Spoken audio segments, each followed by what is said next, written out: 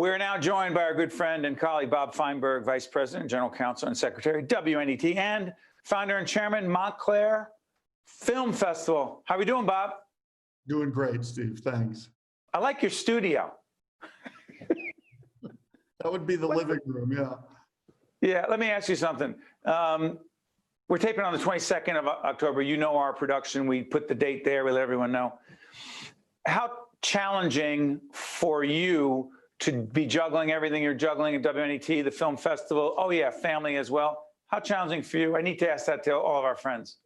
You know, challenging, you know, like for everybody else. I mean, I have to say, we have two great kids.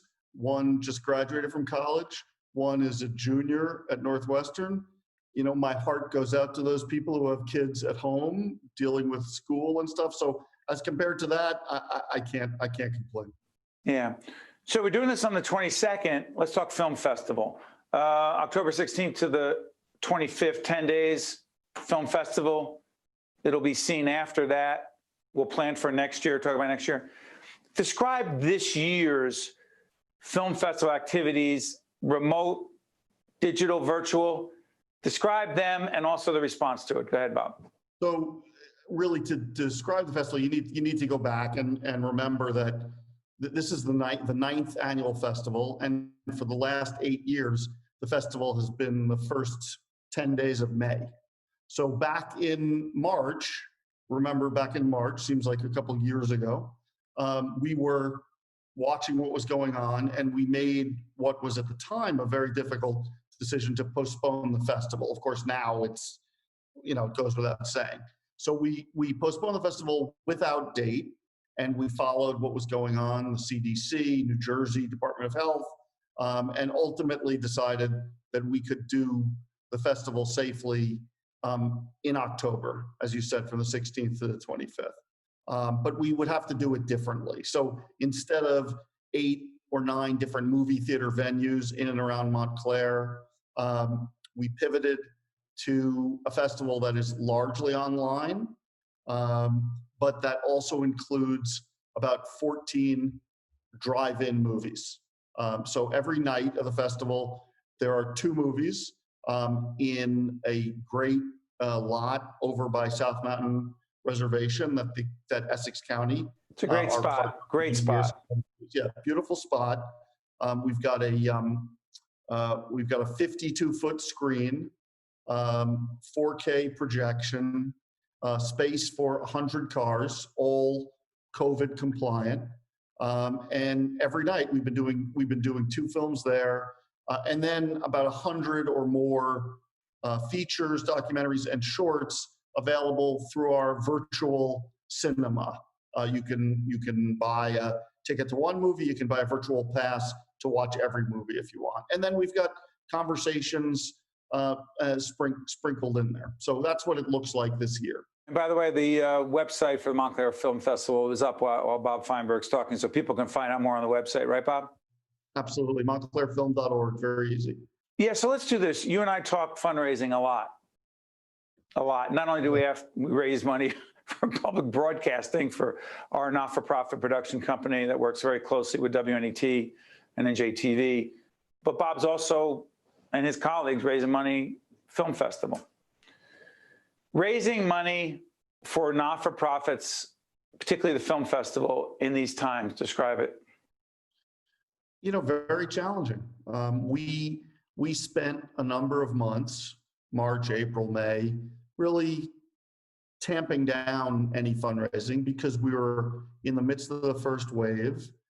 People were raising money for first responders, for life and death issues, and we thought, you know what, we should be quiet for a little while. So we've quietly come back. We're fundraising around things that are important to us, like our education program, which has pivoted and is now entirely online and is providing education, film, storytelling education for kids, high schoolers, adults. We're partnering with some important causes, some of the nonprofits that support us to help raise funds around those efforts, and we're raising money for Montclair Film. We're a year-round arts and education nonprofit in Montclair, but serving, frankly, people from every county in New Jersey and from neighboring states. So it's challenging, and it requires, I think, sensitivity. Luckily, we've got a great staff, and we've built great partnerships. So we're moving forward. Yeah. Yeah. And by the way, investors, a major underwriter of ours, let's say very supportive of Montclair Film. Fair to say, Bob? You can't say enough. I mean, Kevin Cummings, under the leadership of Kevin Cummings, really an inspired leader and an entity that really is just an example for what for-profits can and should do to support the communities in which they operate. Before I let you go, Bob, I got about a minute and a half left. Let me ask you this. Innovation, I'm fascinated by innovation and leadership. Innovation, not an option, but a necessity. Status quo, no way, correct? It's very true. Certainly, again, this year, moving to online for the festival, moving to online for our large fundraising events. We've had the good fortune to have the support of Stephen Colbert. Evie, his wife, is the president of our board. Stephen, every year, has done fundraising events for us, usually at NJPAC. Can't go to NJPAC right now, although we hope we'll be able to go back there. So we're thinking, what's that event going to look like? So yes, and innovation is key to our survival, frankly. And we are fingers crossed for the spring of 2021, correct? No, actually, we've pivoted there too. The festival now is going to be in October every year. So, and next year's festival will be our 10th festival. So we're going to be celebrating our 10th anniversary for all of 2021. More on that to come. And by the way, go to the Montclair Film website, Montclair Film Festival website. They'll give you all the information. And so you don't accuse me of fake news because I made a mistake there. Hey, Bob Feinberg, our friend and colleague, Montclair Film makes all the difference in the other part of our world together in public broadcasting. It's been great to be your brother shoulder to shoulder with our colleagues doing the work we're doing every day. Thank you, Bob. Thank you for everything you guys do. That's Bob Feinberg. I'm Steve Adubato.